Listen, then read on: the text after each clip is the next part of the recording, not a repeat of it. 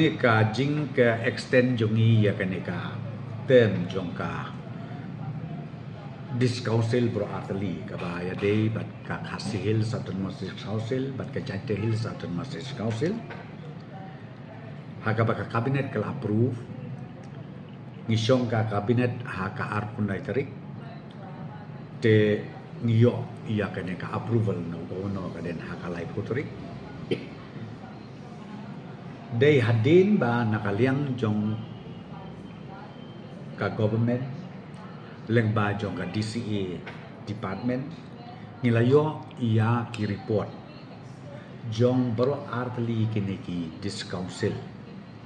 hakwe day ka jing pen adjust le de jing kala katukan ni haki constituency jong ki ka bengi om ka delimitation committee te ka baro artli kiniki houses Jantia Hills, but Khasi Hills this council, kila pas, batru kila pa siapo ka government nakabenta bangin penpoy siya governor. Te hakata ka nongrip ka pelong ba ka state government tatkum ki provision jong ka 6 sidel bakamban sesu bat penkela lene ban extend ya kadekatem ka badai riu benai namar ba hapo ka provision jong ka 6 sidel ka om ba la ban extend habadon kanu ka daw ka basket ba ya ka discouncil ka tem jong ka discouncil la ban extend om palat ya ka sisnet om palat ya ka khat ar benai te pilakan mau hatu ka las ka kabinet ka extend riu benai na ka bentaba ka delimitation committee kan pendep bor artli kini ka delimitation committee baru kumju ande kila dep kidang kadang supposition ka tu ka report ka amendment ka baki submit siya ka DCA siya ka Discouncil Affairs Department tengi ngisem baladang ngim extend nginam lah ban pendep ke election within 2 months within 3 months samar ke proses kalong ke becerong tena kata daw ka jing extend jungi kalong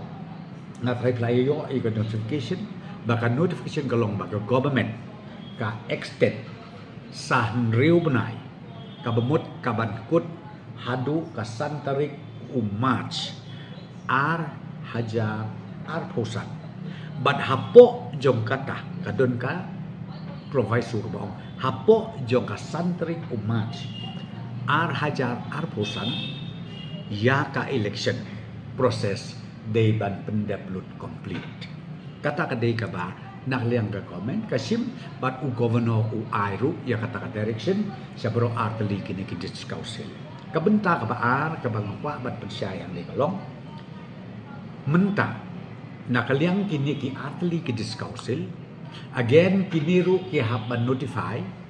hapo katuka sidel ya ka list joki villages hakaway pakaway ka constituency hadin bala penkela kambut benong batang bala adep accept ya kata kabila adep rema kiru ha ka 80 rules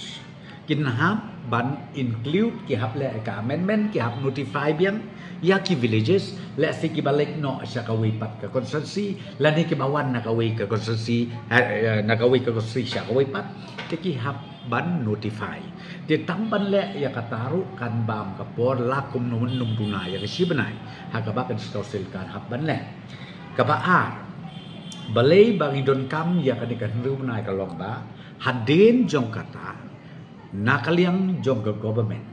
kan I direction leng ba ki deputy commissioners ba kin ya no ya ka revision electoral roll revision but kan ni electoral roll revision kan ya kat kum kan ni ka delimitation ka bakila approve